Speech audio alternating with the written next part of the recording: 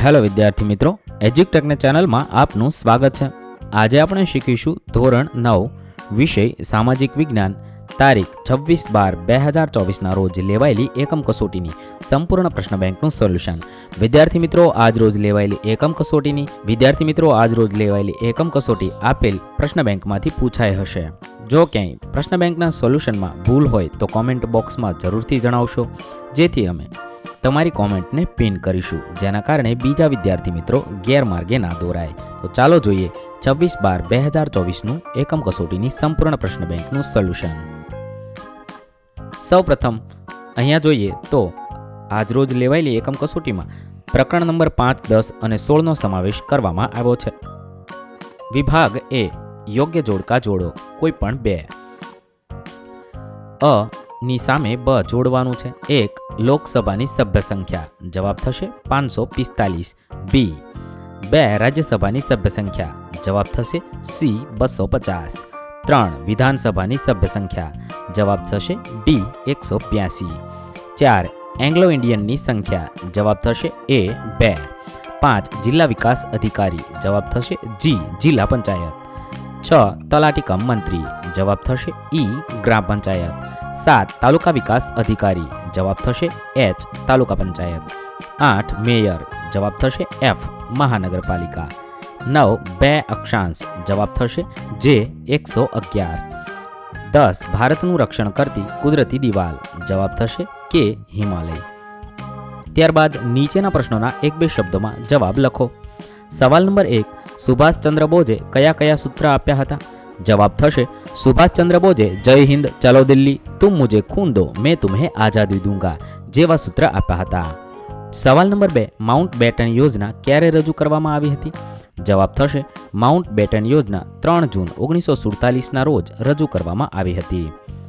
સવાલ number 3, Simon કમિશનના વિરોધની દમન નીતિનો ભોગ કોણ કોણ બન્યું હતું? જવાબ થશે સાયમન કમિશનના વિરોધની દમન નીતિનો ભોગ લાલા લજપતરાય, ગોવિંદ વલ્લભ પંત, જવાહરલાલ નહેરુ બન્યા હતા। સવાલ નંબર 4, ગાંધીજીએ દાંડી કૂચના આરંભે કઈ પ્રતિજ્ઞા લીધી હતી? જવાબ થશે ગાંધીજીએ કાગડા કૂતરાના મોતે મરીશ પણ સ્વરાજ લીધા વગરનો પાછો ફરીશ નહીં પ્રતિજ્ઞા લીધી હતી। સવાલ નંબર 5, સ્વતંત્ર ભારતના પ્રથમ ગવર્નર જનરલ કોણ હતા? જવાબ થશે સ્વતંત્ર ભારતના પ્રથમ ગવર્નર જનરલ ચક્રવર્તી રાજગોપાલાચારી હતા। સવાલ નંબર 6, સરહદના ગાંધી તરીકે કોણ કોણ ઓળખાય છે? સરહદના ગાંધી તરીકે ખાન અબ્દુલ ગફાર ખાન ઓળખાય છે। સવાલ નંબર 7, સાયમન કમિશન કેટલા સભ્યોનું બનેલું છે? જવાબ થશે સાયમન કમિશન 7 સભ્યોનું બનેલું હતું। સવાલ નંબર 8, શહીદ અને સ્વરાજ્ય નામ કયા પ્રદેશને આપવામાં આવ્યા છે? શહીદ અને સ્વરાજ્ય નામ અંદામાન નિકોબાર પ્રદેશને આપવામાં આવ્યા છે। 9 દાંડી કૂચનો પ્રારંભ ક્યારે થયો હતો? દાંડી કૂચનો પ્રારંભ 12મી માર્ચ 1930માં થયો હતો। સવાલ નંબર 10, શ્રી મહાદેવભાઈ દેસાઈ દાંડી કૂચને કોની સાથે સરખાવે છે? શ્રી મહાદેવભાઈ દેસાઈ દાંડી કૂચને મહાવિનિષ્ક્રમણ સાથે સરખાવે છે। નીચેના પ્રશ્નોના આપેલ વિકલ્પમાંથી સાચો વિકલ્પ પસંદ કરી જવાબ લખો। 1 નેતાજીનું હુલામણું નામ કોને મળ્યું હતું? જવાબ થશે એ સુભાષચંદ્ર બોઝને મળ્યું હતું। સવાલ નંબર 2, ચેરાપુંજીની બાજુમાં આવેલ કયું સ્થળ વધુ વરસાદ માટે પ્રચલિત છે? 4 ઓપ્શનમાંથી સાચો જવાબ થશે ડી મોસીનરમ। 3 લાંબા સમય સુધી વાતાવરણની સરેરાશ સ્થિતિને શું કહે છે? જવાબ થશે એ આબોહવા કહે છે। 4 સાચો વિકલ્પ પસંદ કરો અને જવાબ લખો। હેમંત પછી તો જવાબ થશે શિશિર, વસંત, ગ્રીષ્મ, વર્ષા અને શરદ, તેથી બી વિકલ્પ સાચો થશે। ત્યારબાદ 5 કર્કવૃત પર સૂર્યના કિરણો સીધા પડે ત્યારે ભારતમાં કઈ ઋતુ અનુભવાય છે? જવાબ થશે ડી નિર્વતન ઋતુ અનુભવાય છે। નીચે આપેલી ખાલી જગ્યામાં યોગ્ય વિકલ્પ પસંદ કરી ખાલી જગ્યા પૂરવાની છે। 1 ઈસવીસન 1920થી 1947ના ગાળાને ખાલી જગ્યા યુગના આંદોલનનો યુગ ગણવામાં આવે છે। જવાબ થશે એ ગાંધી યુગના આંદોલનનો યુગ ગણવામાં આવે છે। સવાલ નંબર 2, સુભાષચંદ્ર બોઝની માતાનું નામ ખાલી જગ્યા હતું?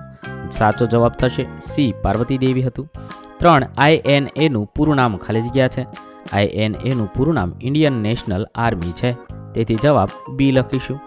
ત્યારબાદ 4 હિન્દ સ્વાતંત્ર્ય ધારો ખાલી જગ્યામાં પસાર કર્યો? જવાબ થશે એ જુલાઈ 1947માં પસાર કર્યો. 5. સાયમન કમિશનનો વિરોધ કરતા લાઠીચાર્જથી કોનું મૃત્યુ થયું હતું? તેના ઓપ્શનમાંથી સાચો જવાબ થશે સી. લાલા લજપત રાયનું મૃત્યુ થયું હતું. ત્યારબાદ બી વિભાગ. નીચે આપેલા કોઈ પણ 3 પ્રશ્નોના આશરે 15 થી 35 શબ્દમાં જવાબ લખવાના છે. 1. ભારતના લોકોએ સાયમન કમિશનનો શા માટે વિરોધ કર્યો? જવાબ થશે 7 સભ્યોના બનેલા સાયમન કમિશનના બધા જ સભ્યો અંગ્રેજો હતા. તેમાં એક પણ ભારતીયને સ્થાન આપવામાં આવ્યું ન હોવાથી ભારતના લોકોએ સાયમન કમિશનનો વિરોધ કર્યો હતો. સવાલ નંબર 2. કામચલાઉ સરકારની ટૂંકમાં માહિતી આપો. સિંગાપુરમાં સુભાષચંદ્રે ભારતની કામચલાઉ સરકાર સ્થાપી. એ સરકારનું પ્રધાનમંડળ રચીને તેઓ તેના વડાપ્રધાન બન્યા. 3. સ્વતંત્રતા પછી ભારત માટે કઈ કઈ સમસ્યાઓ ઉદ્ભવી હતી? સ્વતંત્ર ભારત માટે 1. લશ્કરોની વ્યવસ્થા, 2. મિલકતોને લગતા પ્રશ્નો, 3. લેણા અને દેવાના હિસાબ, 4. નિરાશ્રિતોની સમસ્યા, 5. જાહેર સેવાઓ તથા તે માટે અધિકારીઓ અને વહીવટીતંત્રની વ્યવસ્થા, ઉપરાંત 6. ભારતની પશ્ચિમે આવેલા પશ્ચિમ પાકિસ્તાન અને પૂર્વ તરફના પૂર્વ પાકિસ્તાનની આંતરરાષ્ટ્રીય સરહદો નક્કી કરવી વગેરે મુખ્ય સમસ્યાઓનું નિરાકરણ લાવવાનું હતું. 4. પૂર્ણ સ્વરાજ્ય માગણી વિશે ટૂંકમાં લખો. બ્રિટિશ સરકારે નહેરુ કમિટીના અહેવાલની ભલામણનો અસ્વીકાર કર્યો.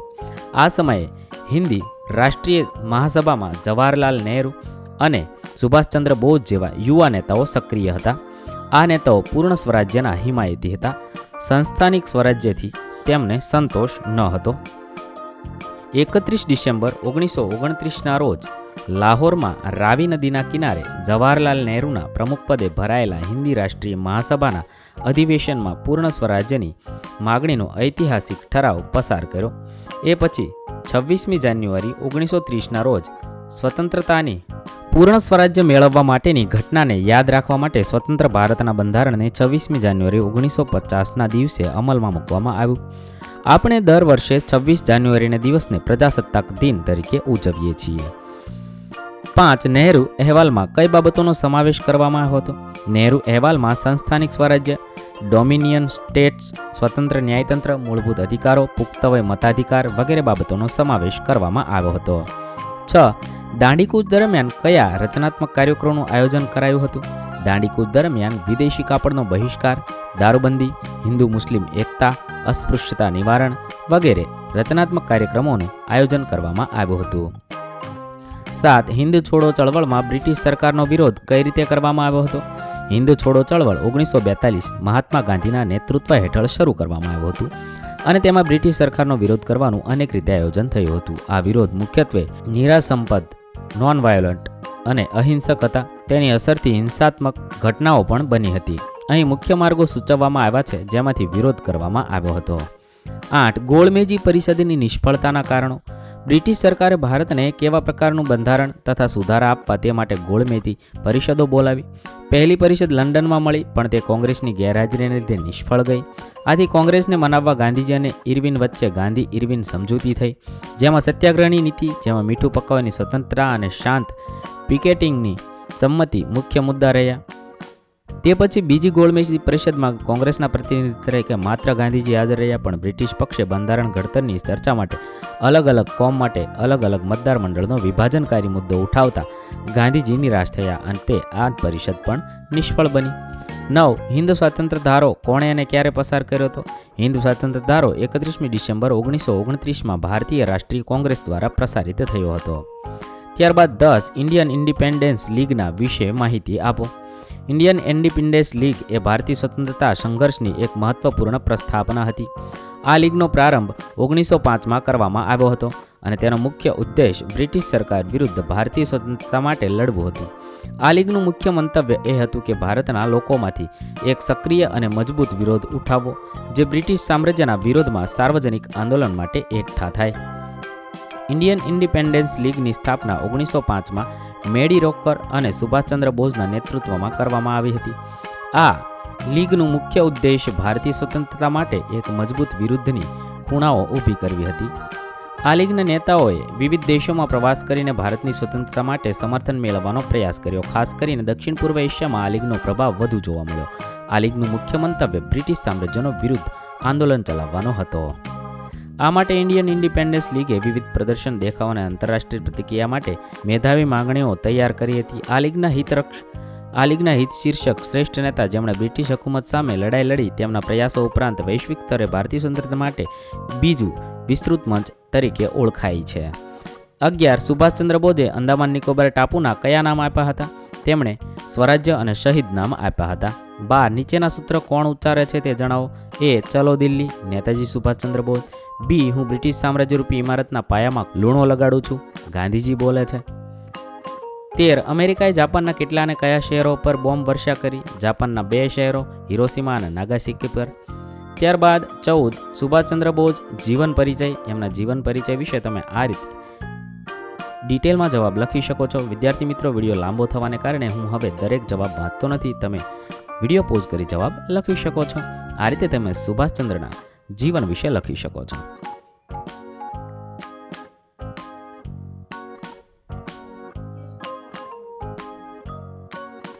15. માઉન્ટ બેટન યોજના વિશે જણાવો. વાઇસરોય માઉન્ટ બેટનના મતે હિંદના ભાગલા કરવા સિવાય કોઈ ઉપાય હવે બાકી બચતો ન હતો. સરદાર પટેલ જેવા કેટલાક વાસ્તવદર્શી નેતાઓએ પણ માઉન્ટ બેટનની વાત સ્વીકારી લેવા આગ્રહ કર્યો હતો. આ સંજોગોમાં લાંબી ચર્ચા વિચારણાના અંતે વાઇસરોય માઉન્ટ બેટને અખંડ હિંદના 2 ભાગલા કરવાની આખરી યોજના રજૂ કરી. આ યોજના માઉન્ટ બેટન યોજનાના નામે ઓળખાય છે. વિભાગ C જોઈએ. નીચે આપેલા પ્રશ્નોમાંથી કોઈ પણ 3 પ્રશ્નના આશરે 60 થી 80 શબ્દોમાં મુદ્દાસર જવાબ લખવાના છે. સવાલ નંબર 1, વ્યાપારી પવનો વિશે સમજ આપો. તેના વિશે તમે આ રીતે ડિટેલમાં જવાબ લખી શકો છો. વિદ્યાર્થી મિત્રો, જવાબ લાંબો થવાને કારણે હું જવાબ વાંચતો નથી. તમે વિડીયોને પોઝ કરી જવાબ લખી શકો છો. 2. ભારતના ઋતુચક્ર વિશે ટૂંક નોંધ લખો.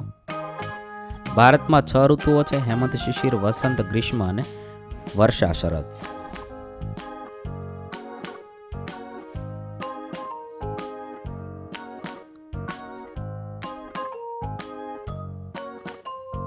ત્રણ, ભારતની વર્ષા ઋતુ વિશે નોંધ લખો.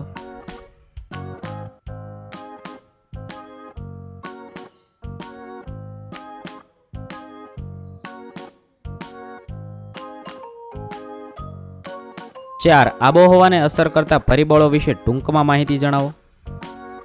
ભારતને આબોહવાને અસર કરતા પરિબળોમાં અક્ષાંશ, સમુદ્રથી અંતર, સમુદ્રથી સપાટીની ઊંચાઈ,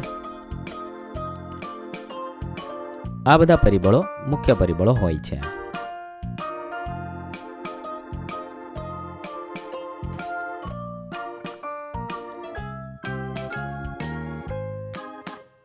પાંચ, હિમાલય ભારતનું રક્ષણ કરતી કુદરતી દિવાલ છે. કઈ રીતે? તેના જવાબ તમે આ રીતે લખી શકો છો. 6, ઋતુ પરિવર્તનની ઘટના કયા કયા કારણોથી થાય છે? યોગ્ય આકૃતિ દ્વારા સમજાવવાનું છે. તમે આ રીતે તમે ડિટેલમાં જવાબ લખી શકો છો અને આકૃતિ દોરી અને આનો જવાબ લખી શકો છો.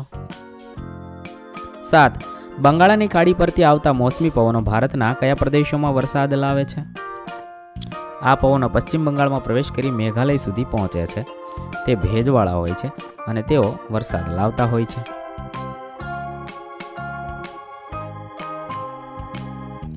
8, ભારતીય હવામાન વિભાગ વિશે માહિતી આપો. ભારતીય હવામાન વિભાગ એટલે IMD ભારત સરકારના પર્યાવરણ મંત્રાલય હેઠળ કાર્યરત એક સંસ્થા છે જે હવામાન, મોસમ અને કુદરતી આપત્તિઓ માટેની આગાહી કરતી છે.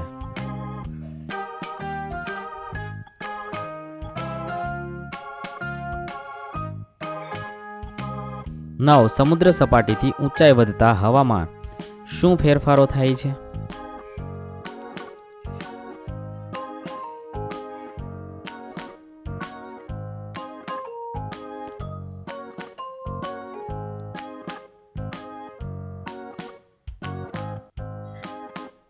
દસ, આબોહવાની માનવ જીવન પર થતી અસરો વર્ણવો.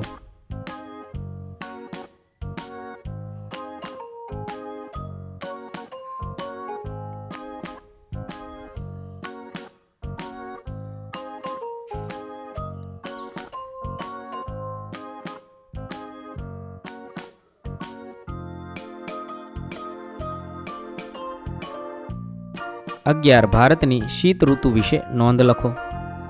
ભારતમાં શિયાળાની ઋતુ ડિસેમ્બરથી ફેબ્રુઆરી સુધી હોય છે. 12,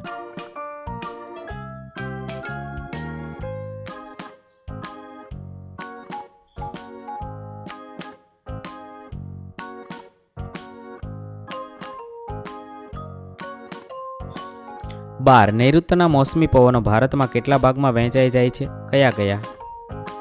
1 અરબ સાગર પરથી વાતા પવનો,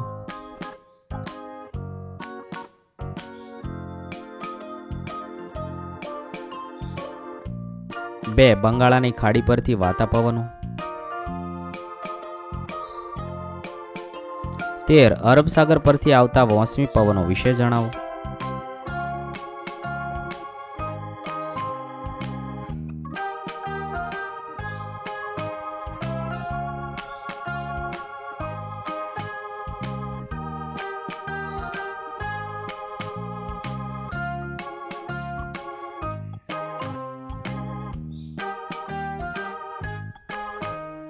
ચૌદ ભારતમાં જોવા મળતી આબોહવાની વિવિધતા વર્ણવો.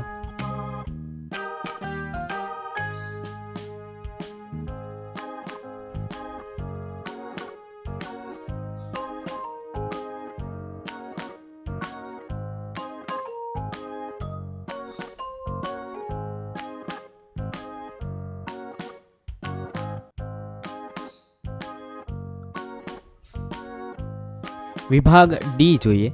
નીચે આપેલા 1 થી 4 પ્રશ્નોમાં કોઈ પણ એક પ્રશ્નનો ઉત્તર આશરે 120 થી 150 શબ્દોમાં જવાબ લખવાનો છે. 1 રાજ્યમાં આવેલી ધારાસભા વિશે વિસ્તૃત માહિતી.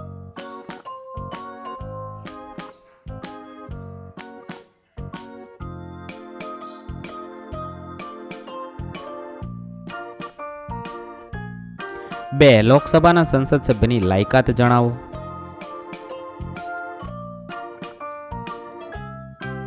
3 રાષ્ટ્રપતિની લાયકાત અને કાર્યો સત્તાઓ વિશે જણાવો.